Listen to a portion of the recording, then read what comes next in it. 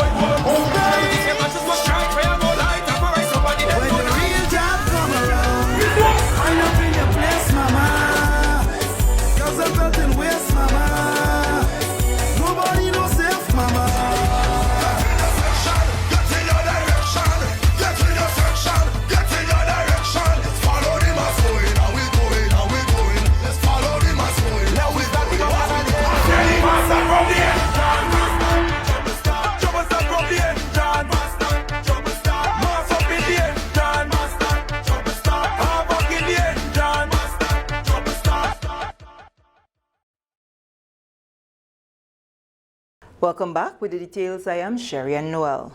Government will be extending universal education to all students from September. During the government's post-cabinet press briefing on Tuesday, Minister for Education, Senator the Honorable David Andrew, said all grade 6 students will be placed at a secondary school for the new term. Sarona Mitchell tells us more about the decision to discontinue the publishing of rankings and scores from the Caribbean Primary Exit Assessment, CPEA. Not only will you have no rankings and no scores, but this year, 2023, every child will be placed in a secondary school. Minister for Education, Youth, Sports and Culture, Senator the Honorable David Andrew, made the declaration during a post-cabinet press briefing on Tuesday. Minister Andrew noted that when the results of the Caribbean Primary Exit Assessment CPEA is issued starting this year, names will be published alphabetically, but scores will only be submitted to schools for evaluation. So the names, the assigned secondary school, and the existing primary school will be published without scores and without rank. Schools, though, will be issued the listing of the students that they sent with their corresponding scores for evaluations. However, in keeping with the existing CPEA policy, the names of top students will be sent to the schools of their choice. The minister further explained that publishing the rankings was against the Education Act. The Ministry of Education is guided by pieces of legislation in the Education Act. And in fact, Section 161 of the Education Act, 161 subsection 5 of the Education Act says it guards against the publishing of assessment results in a manner that highlights individual students and teachers. In fact, it specifically reads, the minister may publish the results of assessments together with a commentary on them by the Chief Education Officer, but not so as to identify individual students or teachers. There is a section of the Act, Section 23, subsection 7, which deals with student records and reports. It says a student's records is privileged information for the use of the institution and of the Ministry of Education officials in the performance of their functions, and is not available to any other person or institution without the written permission of the parent, or if the student is 18 years or older, the student. During the press briefing, Minister Andrew also implored all Grenadians to grasp opportunities to attain scholarships to further their education. He said data from the ministry showed that people in the outer parishes are not readily taking advantage of such opportunities. It's been our observation in education that most of the scholarship opportunities are taken up mostly by persons closer to the St. George's area. And the further out you go into the outer parishes, the less subscription you get to those scholarship opportunities. At the Ministry of Education, we are not happy about that, because we want to see, as we move towards achieving our goal of having at least one university graduate in every household, we want to make sure that indeed more of these opportunities are embraced by persons in the outer parishes. Sarana Mitchell reporting. Thank you, Sarana. Government has cleared the backlog of invoices to ensure the procurement of medication and medical supplies to deliver quality health care to citizens. That assurance by Minister for Health and Wellness, Honorable Jonathan Lacret. A payment was made to the OECS Pharmaceutical Procurement Services, which is a regional pool that aggregates country demands for pharmaceuticals, issues a centralized tender, and pays suppliers from the joint accounts of the countries. Each country makes a financial contribution to the pool. During a sitting of the Senate on Tuesday, Senator Lacret said a shipment of pharmaceuticals arrived in Grenada last week and was distributed to the hospital and other health facilities. The announcement of the payment was made by Minister Lacret to assure the public that the shortage of medication at health facilities in recent weeks is now a thing of the past. We moved speedily to ensure that these backlog of invoices were taken care of in a timely manner. I would like to report to the nation that to date, we do not have any of these invoices that we are owing to. And as a result of that, the procurement of the pharmaceutical process moving forward should be much smoother. Whenever you have a backlog of invoices, especially with these kind of regional bodies, they don't honor your requests for pharmaceuticals, regardless of how dire your situation is. He said government has also held engagements with local pharmaceutical distributors and pharmacies to get their commitment to provide support in the event of a similar occurrence. We did receive a stock of pharmaceuticals last week, I believe, and we have since distributed that to our general hospital and also subsidiary institutions. And we trust that things are going to be much smoother moving forward.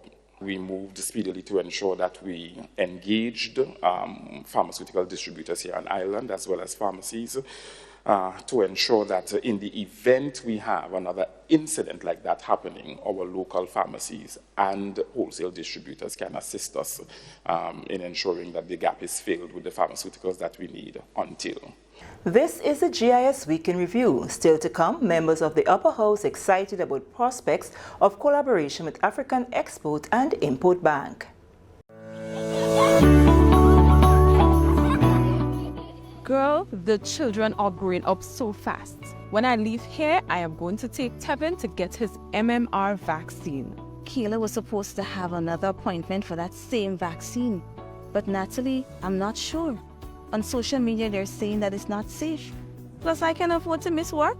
Girl, the vaccines are safe for decades. They protect our children. You got vaccinated. And I'm sure you're all right. Yes, but these diseases aren't out now. Grenada is open to childhood diseases from all over the world. Today, we have a choice to get our children vaccinated or not. Go get it done, girl. It won't take long. I suppose so. Anything for my princess. I want to be protected. Check your doctor or the Ministry of Health to get the information on immunization against childhood diseases, including HPV and polio, and COVID-19 for elderly persons and persons living with non-communicable diseases. Welcome back. Government senators are excited about the opportunities that Grenada and other CARICOM countries will enjoy through collaboration with the African Export and Import Bank. Leader of Government Business in the Upper House, Senator Adrian Thomas, presented the bill, the agreement for the establishment of the partnership between CARICOM member states and the African Export-Import Bank Bill 2023. The bill seeks to foster closer ties between parties, helping the promotion and financing of trade and investments. The agreement was launched in September 2022. It is important as the African nation, the African Union, see the need to reach out to their brothers and sisters in the diaspora. Because they have considered us. They have not let us go. They consider we in this part of the world as members of the diaspora. And therefore it is important that they reach out to us. Overall, Madam President, the agreement provides a framework for fostering closer ties between Grenada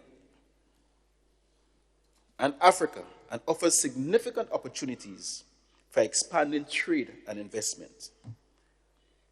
Madam President, the key areas that they will be focusing on, the area of tourism and hospitality, education services, agriculture and agribusinesses, renewable energy and climate change, ICT, and culture and the creative economy. Business Representative Senator Salim Rahman, Government Senators Claudette Joseph, David Andrew, and Opposition Senator Neilon Franklin expressed optimism that the bill will usher in new and positive advancements for Grenada's economy. This bill speaks to trade, and this is what business is all about, trade and investment. And so I'm happy to see this. I'm happy to see that they also provide LC, letter of credit, guarantees and so on. And so I would like to explore further in detail what exact facilities that there's a bank offer and what businesses in the regions have already taken advantage of their products, so that we can look at those in Grenada and see what would apply to us, what would be best for us. But the African continent as a whole, in terms of numbers and in terms of opportunity, I mean, that is beyond our thinking. It focuses not just on extending financial credit, but on promoting and facilitating trade, exchange of goods and services between contracting parties. And this is something that will bode very well for us. So it's not just accessing finance for tourism, ICT, renewable energy, agriculture, creative industry, etc., but also engaging in trade, export, import of goods and services relative to these and other sectors. This is the ushering in of a new age, not just for Grenada, but for the region, for the establishment of official ties in that sense with our ancestral continent, so to speak. From listening to our sister countries in the region, Barbados, St. Kitts, St. Lucia, and so on, and their leaders' rationale for the support of this agreement, I have to give commendation words due for the move by Grenada in that direction. Madam President, from my assessment of this initiative, this agreement, I can say confidently that the agreement allows for the prospect of improvement in in investments and development in tourism, renewable energy, ICT, agriculture, and the leader of government business explained a number of different areas. It also allows for the potential to establish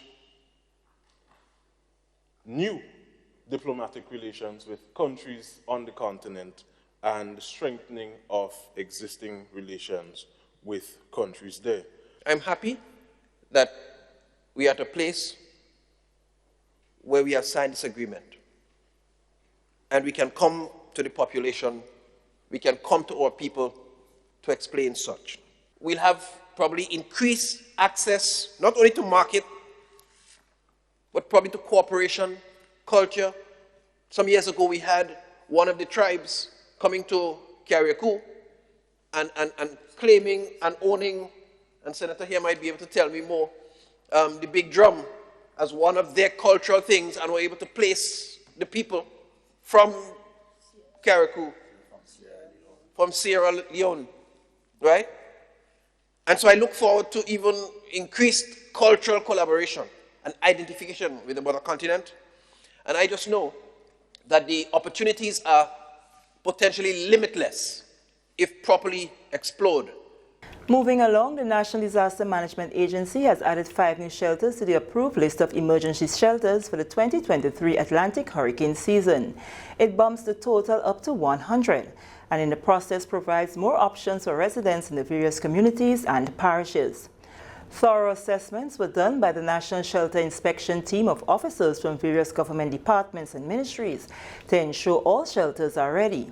Emergency shelters include churches, schools, and community centers. During a press conference on Wednesday, National Disaster Coordinator Dr. Terence Walters said the shelters should be the last option for accommodation in the case of an emergency. These buildings are for emergencies. Now, your home is your first place of shelter. If there is any event, a hazard, if there's a hurricane, a storm, whatever it is, your home is your first place of shelter. Then if you think that your home is not or will not withstand whatever is happening, then you look to family and friends for shelter. If you are unable to find family, friends to provide shelter for you, then and only then you go to the emergency shelter, and that is your last option. So the emergency shelter is your very last option. The conditions will be different, so you have to adapt and adjust. Other buildings have been identified as secondary shelters, which will be activated in the event additional shelters are required. These are not considered emergency shelters. Acting Chief Education Officer in the Ministry of Education and Chief Shelter Warden, Mrs. Angela Finlay, said the operations of the facilities will be supervised by a district manager. However, volunteers are needed for each shelter, as NADMA and other stakeholders prioritize shelter management. The new additions in 2023 are as follows: New Hampshire Faith Church, St. George's Northeast; Ebenezer Church of God Learning Center, St. George's Northeast; Woburn Methodist School, St. George South; Montrose SDA Primary School, St. Patrick East; Samaritan Presbyterian School, St. Patrick East; Hillsborough Secondary School, Carriacou. And removed from the list for 2023 is Montrose Preschool, St. Patrick East. We are happy to report that we have shelter managers and deputies installed for all of the shelters, and as a district persons leading at the district level.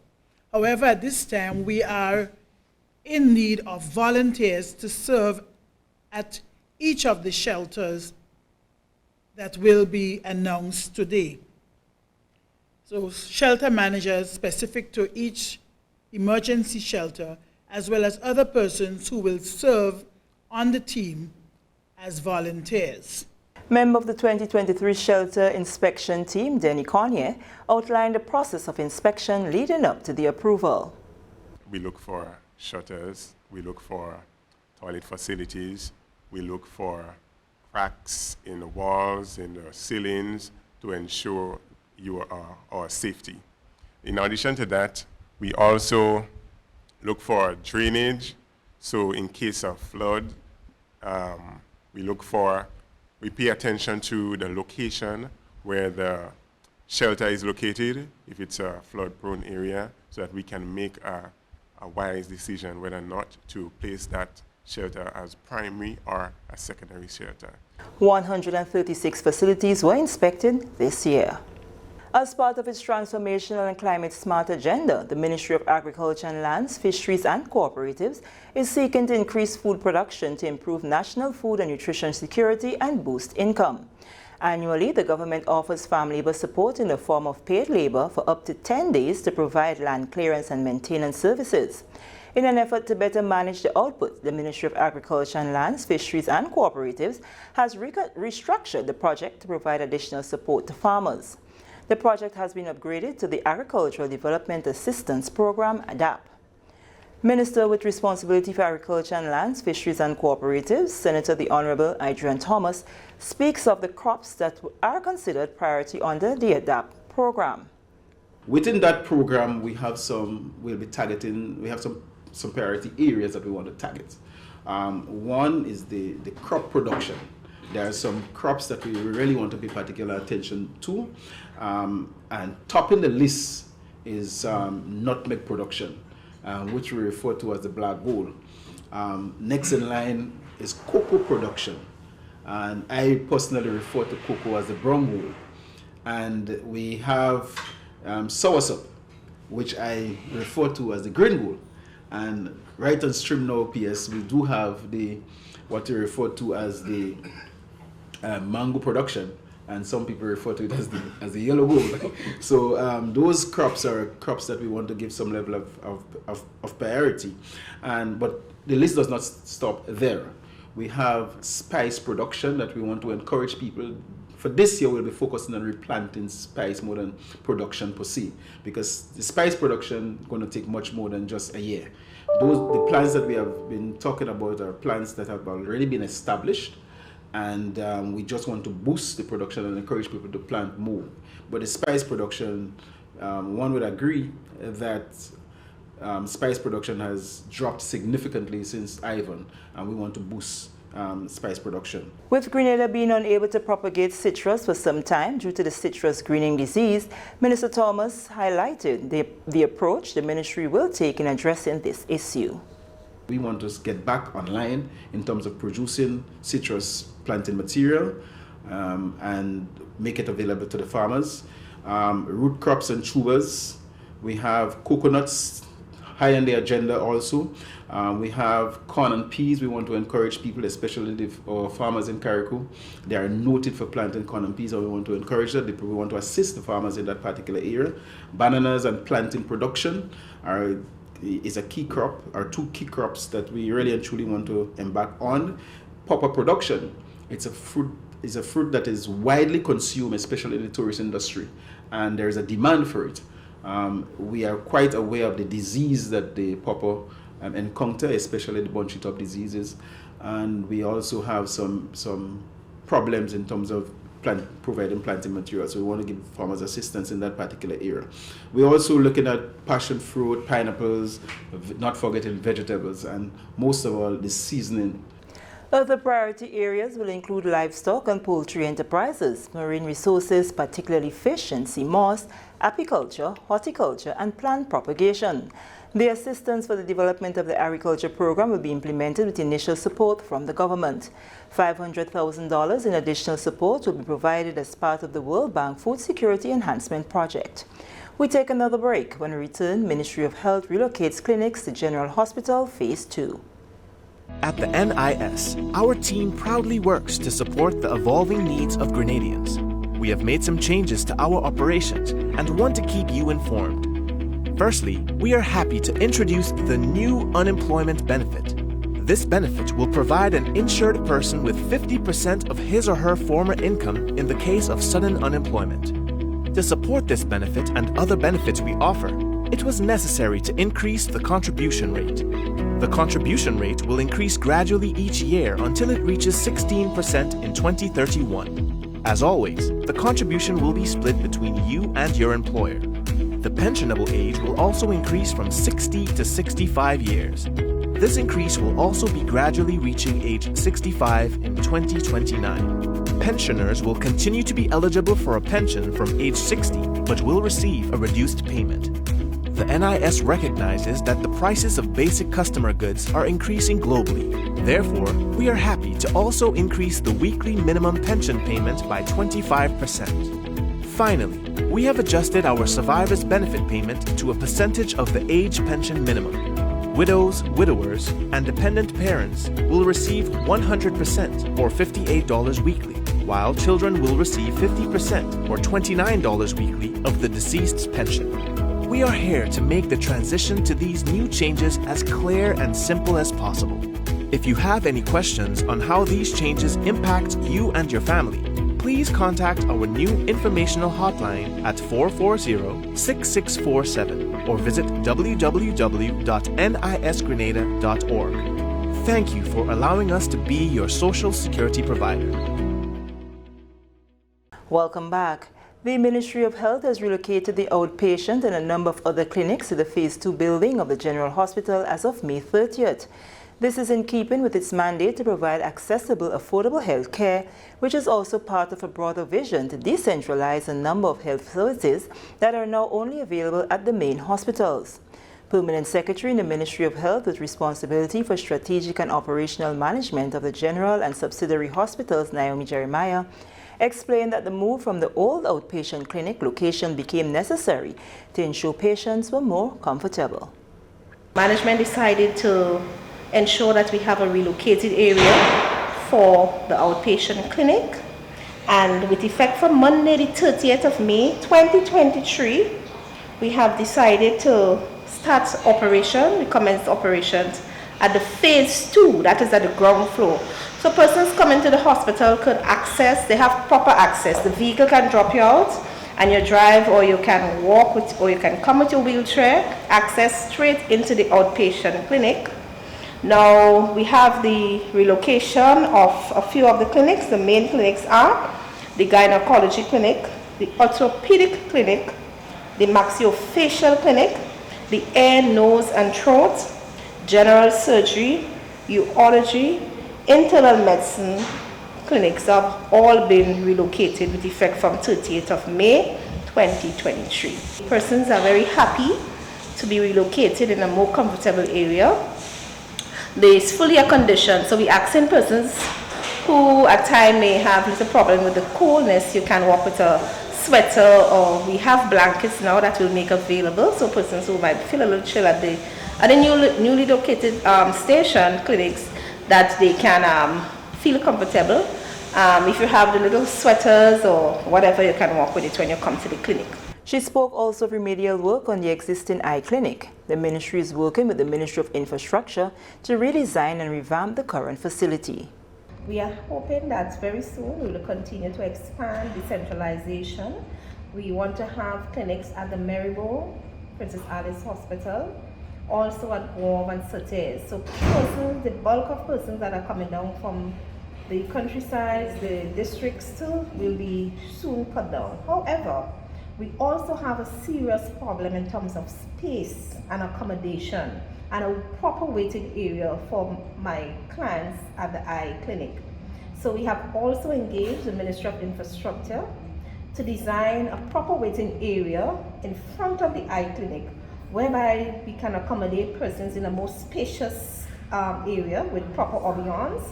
And you can, at times when persons go down the railing, they will tell me, P.S. we just had drips in our eyes and we cannot hold on to the railing. So Ministry of Works is working towards redesigning in front of that eye clinic to make it more accommodative for persons who have to have access to that clinic. Effective next week, the cachet at the new outpatient clinic will be available 24/7. With the know-how in a diverse range of agro-processed goods under their belt, a group of over 10 young agro-processors has completed their orientation and is eagerly prepared to embark on a transformative training program in the People's Republic of China. This primary objective is to enrich Grenada's agro-processing industry, aiming to make a significant impact in the sector. Details in this report. The group, which mainly consists of youth and includes both males and females, represents diverse operations in local agro-processing companies that specialize in smoked goods, processed ground provision, flours, confectionery, CMOS products, and more. For a period of 3 weeks, the participants will have the opportunity to learn about post-harvest handling of agricultural products, storage and packaging technologies, agricultural product machinery, agricultural production transportation, and the operations of international trade of agricultural products within the context of digital technology. Speaking at the orientation for the group at the Youth Development Center recently, Permanent Secretary in the Ministry of Agriculture, Lands, Fisheries and Cooperatives, Aaron Francois, underscored the significance of the training and the use of technology to advance Grenada's agriculture sector. I want you to open your mind to learn a lot, to learn as much as you can, so that as you come back to Grenada, you can be, in other words, I want you to be purposeful about your learning. Be purposeful about that journey that you're going to China on, so that you can come back and impact your business, impact Grenada, and help us to build a better agricultural sector. Taking into consideration the significant issue of fruit spoilage within the country, Ambassador of the People's Republic of China to Grenada, His Excellency wgh'n, highlighted the crucial importance of agro-processing. I have been here for more than 2 years, 2 years and 5 months. Sometimes it's regrettable that many fruits drop into the ground. You see, it's a reality here.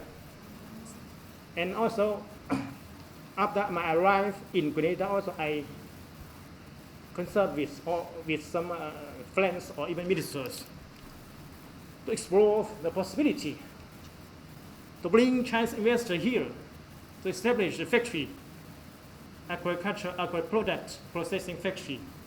Yeah, to make like fruit juice, yeah, and other products.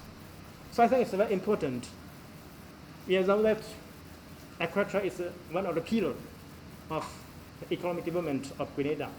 This group of participants is the first to take advantage of the opportunity for training since the COVID-19 pandemic. Sabrina Lane, the Senior Human Resource Management Officer in the Department of Public Administration, said the ultimate goal of the training is to obtain knowledge to make applicable in the advancement of Grenada's agriculture sector. As you engage in this training for the next 3 weeks, I encourage you to learn all that you can. Grenada is counting on you to apply and transfer the knowledge and skills that you personally gain through agriculture, and to also extend that to farmers and other people in your community. Don't be selfish with the knowledge. Please share the knowledge. The aim is to ensure the overall enhancement and sustainability of the agriculture sector.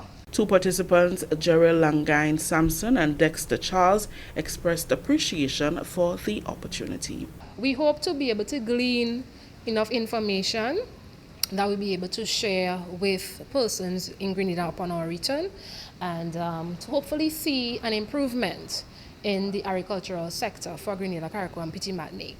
So we're going as change agents, so to speak, so that whatever we gain, we can bring back home, and we can at least assist in making the livelihoods of persons within the sector a lot better.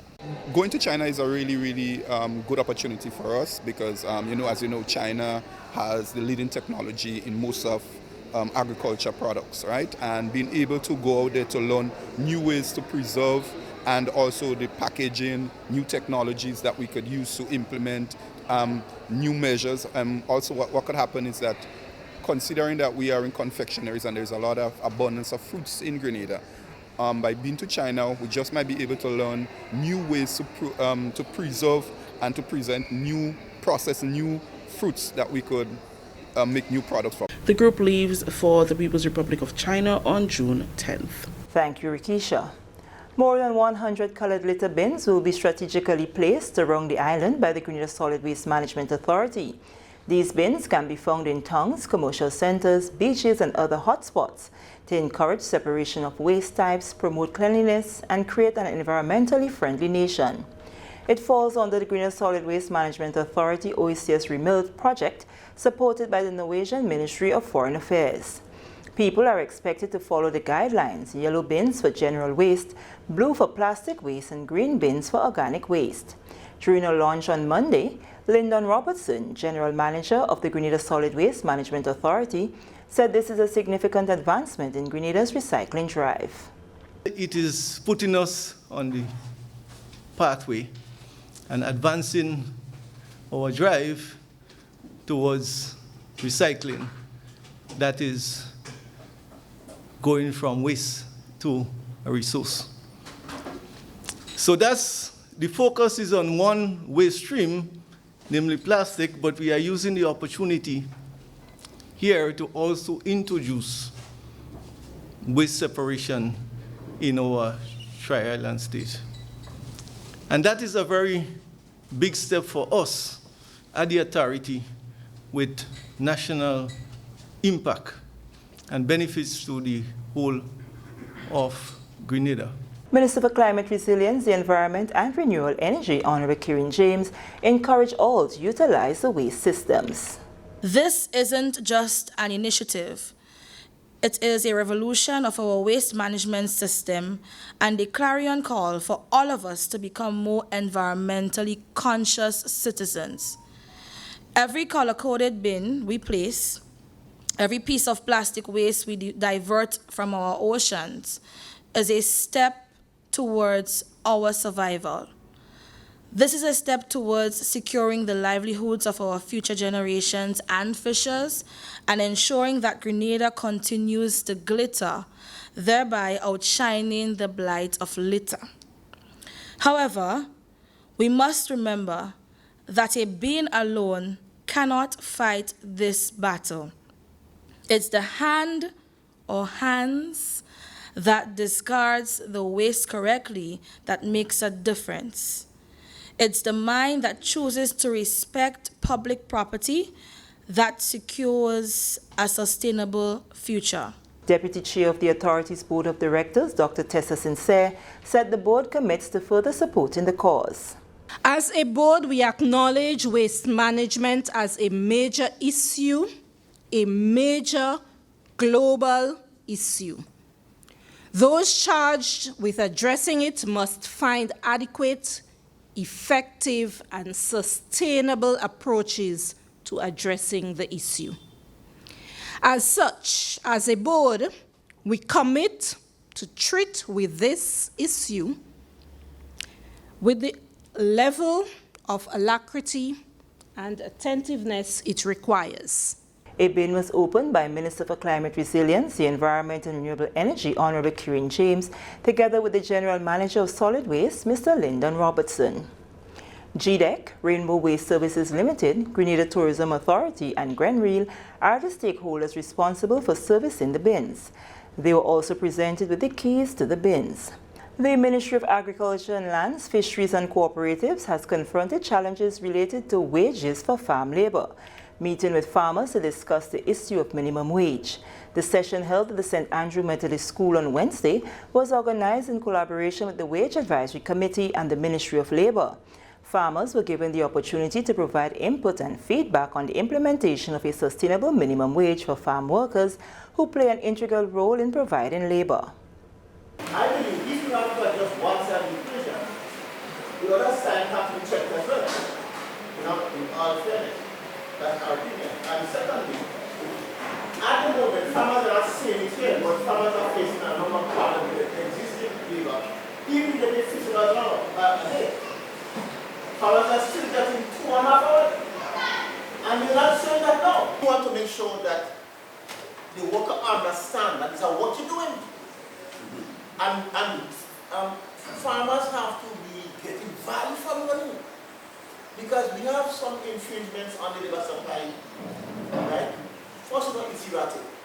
But we have a situation where there is a kind of a concept, people come into the farming as though they come to work to lick up something. And I don't understand where this concept came from. Well, I suspect where it came from. I suspect where it came from. But the point is, they come to lick up something. You don't come to lick up, you come to work for a fair day's work. Labor is scarce, so you have to make compromises. So we don't want to just keep making compromises. We want a measurement for money, so that in the court of law, you can go and say, look, this man shackled me, and I paid him, so I made my satisfaction. The arrangement has to be with the farmer and the worker. So the farmer can assign, this is what I want you to do for this 2 days work. And if that worker has the ability to finish it in an hour and a half, 2 hours, you pay them for it. Chairman of the Wage Advisory Committee, Dr. Curlin Gilchrist, explained the next step following the consultation with farmers. Our job is to gather the opinion, meet, and make a recommendation to the Minister for Labor, who would then take that to the Cabinet, and they would also make a decision. So we have a better understanding of where things should go. And the intention of the government is to ensure that there is equity and fairness, and want farmers to be around. And with that, we come to the end of the GIS Week in Review for June 5th to 9th. I am Sherry Ann Noel, thanking you for viewing.